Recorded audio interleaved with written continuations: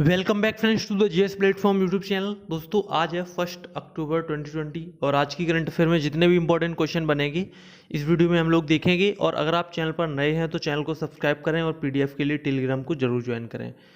तो चलिए शुरू करते हैं आज की वीडियो। तो यहाँ पर फर्स्ट क्वेश्चन है, हाल ही में यूएनडीपी ने स्पेशल ह्यूमैनिटेरियन अवार्ड से किसे सम्मानित किया है? तो इसका आंसर होगा सोनू सूद। ऑप्शन डी सही होगा।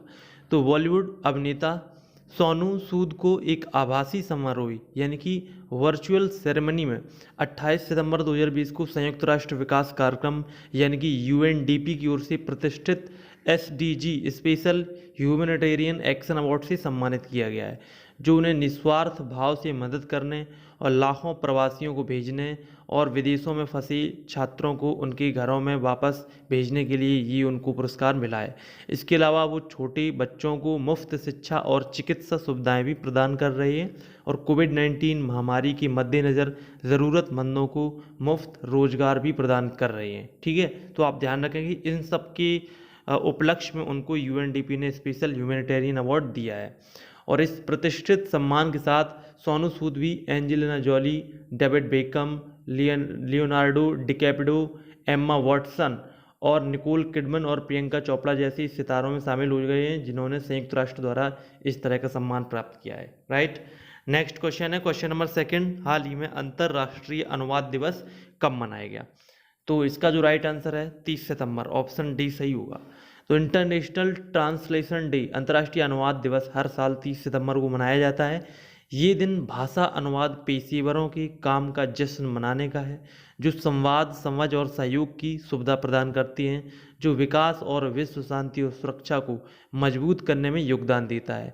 ये दिन बाइबल के अनुवादक सेंट जोरोम का फीस्ट का भी प्रतीक है, जो अनुवादकों का संरक्षण संत माने जाते हैं। ठीक है, तो इंटरनेशनल ट्रांसलेशन डे 2020 की जो थीम है वो है finding the words for a word in crisis. ठीक है, यानी कि अंतर्राष्ट्रीय अनुवाद दिवस 2020 का हिंदी में अगर विषय पूछा जाए तो वो है संकट में दुनिया के लिए शब्दों की तलाश करना। ठीक है, इस दिवस के इतिहास की बात करें तो इंटरनेशनल फेडरेशन ऑफ ट्रांसलेटर्स की स्थापना 1953 में की गई थी और पहली बार इसे 1991 में मनाया गया था। ठीक है, नेक्स्ट क्वेश्चन है क्वेश्चन नंबर थर्ड, एफटीआईआई की गवर्निंग काउंसिल के चेयरमैन कौन बने हैं?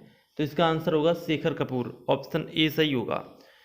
तो सूचना और प्रसारण मंत्रालय ने घोषणा की है कि फिल्म निर्माता शेखर कपूर को film and television institute of India यानी कि एफटीआईआई, ठीक है, एफटीआईआई का क्या मतलब है?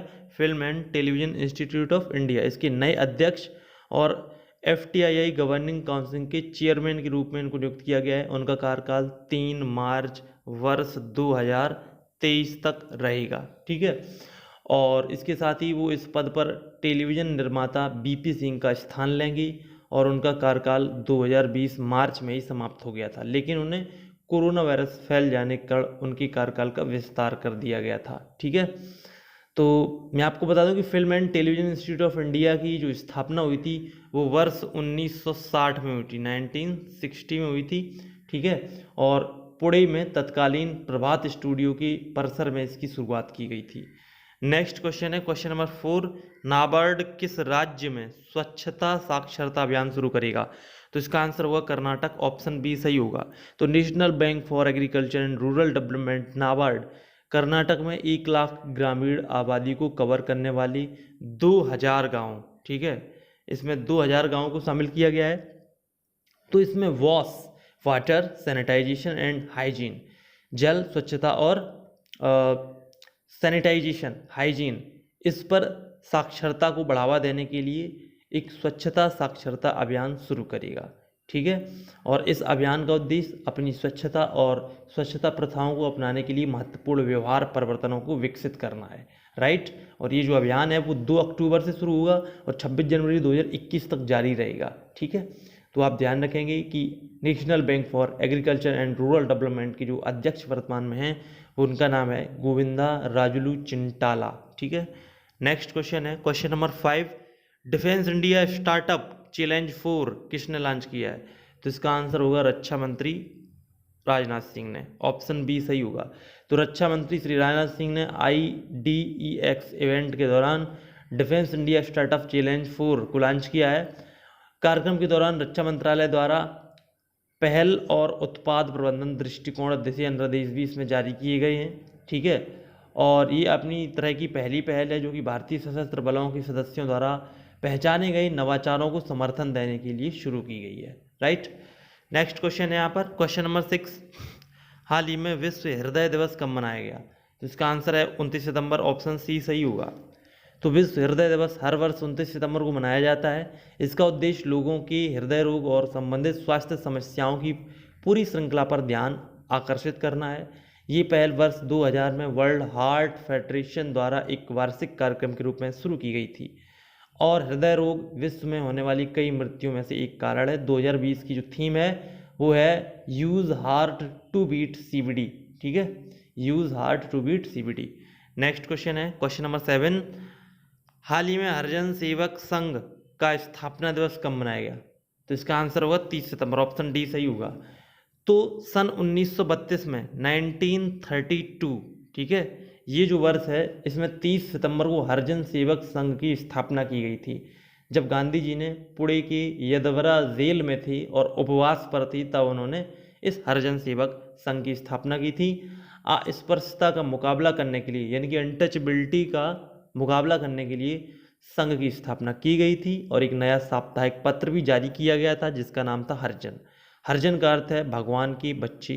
ये अछूतों के लिए गांधी जी द्वारा दिया गया नाम था, ठीक है, हरिजन नाम गांधी जी ने दिया है। और तत्काल ऐतिहासिक पृष्ठभूमि 1931 में लंदन में द्वितीय गोलमेज सम्मेलन की है, ठीक है। उसके बाद जो है कम्युनल अवार्ड घोषित किया गया था जो कि 16 अगस्त 1932 को आया था।